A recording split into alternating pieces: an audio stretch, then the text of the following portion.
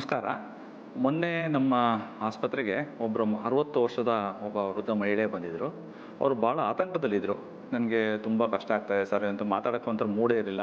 ಅವ್ರ ಮಗ ಕೂಡ ಭಾಳ ಆತಂಕದಲ್ಲಿ. ನಾವು ಕೇಳಿದೆ ಯಾಕೆ ಏನಾಯಿತು ಅಂತ. ಅವ್ರಿಗೆ ಮಧುಮೇಹ ಇತ್ತು. ಕಳೆದ ಒಂದು 10-15 ವರ್ಷದಿಂದ ಮಧುಮೇಹ ಇದೆಯಂತೆ. ಜೊತೆಗೆ ಕಳೆದ 2 ವರ್ಷದಿಂದ ಭಾಳ ಒಂದು ಸಮಸ್ಯೆಲಿದ್ದೀವಿ ಅಂತ ಹೇಳಿದ್ರು. ಏನು ಅಂತ ಹೇಳಿದ್ರೆ ಏನಾರು ಅಕಸ್ಮಾತ್ ಊಟ ಮಾಡಿದ್ರೆ ಅಥವಾ ಏನಾದ್ರು ತಿಂಡಿ ತಿಂದರೆ ಇಮಿಡಿಯೇಟಾಗಿ ಲೂಸ್ ಮೋಷನ್ ಆಗಿಬಿಡುತ್ತೆ ಸರ್. ಕೆಳಗೆ ಹೊಟ್ಟೆ ನೋವು ಬರುತ್ತೆ ನನಗೆ. ನನ್ನ ಕೈಯಲ್ಲಿ ತಡೆಯೋಕ್ಕಾಗ್ತಾಯಿಲ್ಲ. ಹಂಗಾಗ್ಬಿಟ್ಟು ನಾನು ಯಾವುದೇ ಒಂದು ಫಂಕ್ಷನ್ಸ್ಗೆ ಹೋಗ್ತಾ ಇಲ್ಲ, ಯಾವುದೇ ಒಂದು ಇದಕ್ಕೆ ಆಚೆ ಹೊರಗೆ ಹೋಗ್ತಾ ಇಲ್ಲ, ದೇವಸ್ಥಾನಗಳಿಗೆ ಹೋಗ್ತಾ ಇಲ್ಲ ಅಂತ. ಅವ್ರು ಎಷ್ಟು ಮಟ್ಟಿಗೆ ಆಗಿತ್ತು ಅಂದರೆ ಅವರು ಒಂದು ಡಿಪ್ರೆಷನ್ಗೆ ಹೊರ್ಟೋಗಿದ್ರು. ನಮ್ಗೆ ನಿಜವಾಗ್ಲೂ ಒಂದು ಇದಾಯಿತು. ಯಾಕೆ ಈ ಥರ ಆಗ್ತಾಯಿದೆ ಅಂತ. ಮತ್ತು ಅವ್ರು ಏನು ಮಾಡಿದ ತಪ್ಪು ಅಂದರೆ ಅವ್ರು ಕಳೆದ 2 ವರ್ಷದಿಂದ ಅವ್ರು ಯಾವುದೇ ಅವರು ಮಧುಮೇಹದ ತಜ್ಞರನ್ನು ಭೇಟಿ ಮಾಡೇ ಇಲ್ಲ ಅವರು. ಸೊ ಅದೊಂದು ಮುಖ್ಯ ತಪ್ಪಾಗಿತ್ತು. ಆಮೇಲೆ ಅವ್ರನ್ನೆಲ್ಲ ಕೂಲಂಕಷ ಪರೀಕ್ಷೆ ಮಾಡಿ ಮತ್ತು ಎಲ್ಲ ಅವ್ರದ್ದು ಲ್ಯಾಬ್ ರಿಪೋರ್ಟ್ಸ್ ಎಲ್ಲ ಮಾಡಿ ನೋಡಿದಾಗ ಅವರು ಡಯಾಬಿಟಿಸ್ ತೊಗೊಳ್ತಾ ಒಂದು ಡ್ರಗ್ನ ಸೈಡ್ ಎಫೆಕ್ಟ್ ಆಗಿತ್ತು. ಅದು ಹೋಗ್ಲಿ ಬೋಸ್ ಅಂತ 0.2 mg ತೊಗೊಳ್ತಾ ಇದ್ರು. ಆ ಡ್ರಗ್ಗಿಂತ ಅವರಿಗೆ ತುಂಬ ಹೊಟ್ಟೆ ನೋವು ಬರ್ತಾಯಿತ್ತು, ತುಂಬ ಲೂಸ್ ಮೋಷನ್ಸ್ ಆಗ್ತಾಯಿತ್ತು ಮತ್ತು ತುಂಬ ತಲೆ ಸುತ್ತು ಬರ್ತಾಯಿತ್ತು ಅದರಿಂದ.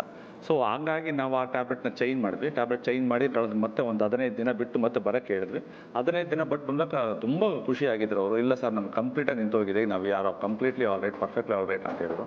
ನಮಗೂ ಒಂಥರ ಖುಷಿ ಆಯಿತು. ಈ ಥರ ನಾವೊಂದು ಸ್ಮಾಲ್ ಕರೆಕ್ಷನ್ ಅಷ್ಟೇ ಇದೆ, ನಮ್ಗೆ ದೊಡ್ಡ ಕೆಲಸ ಏನು ಮಾಡಲಿಲ್ಲ. ಆ ಟ್ಯಾಬ್ಲೆಟನ್ನು ನಿಲ್ಲಿಸಿ ಬೇರೆ ಹಾಕಿದ್ವಿ. ಹಂಗಾಗಿ she became all right.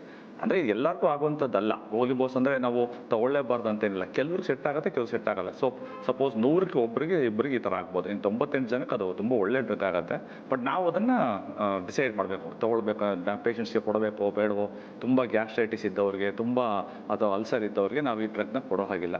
So we doctors will decide ಏನು ಮಾಡಬೇಕು, ಯಾವ ಥರ ಡ್ರಗ್ ಕೊಡಬೇಕು, ಯಾವ ಥರ ಡ್ರಗ್ ಕೊಡಬಾರ್ದು ಅನ್ನೋದು. ಧನ್ಯವಾದಗಳು.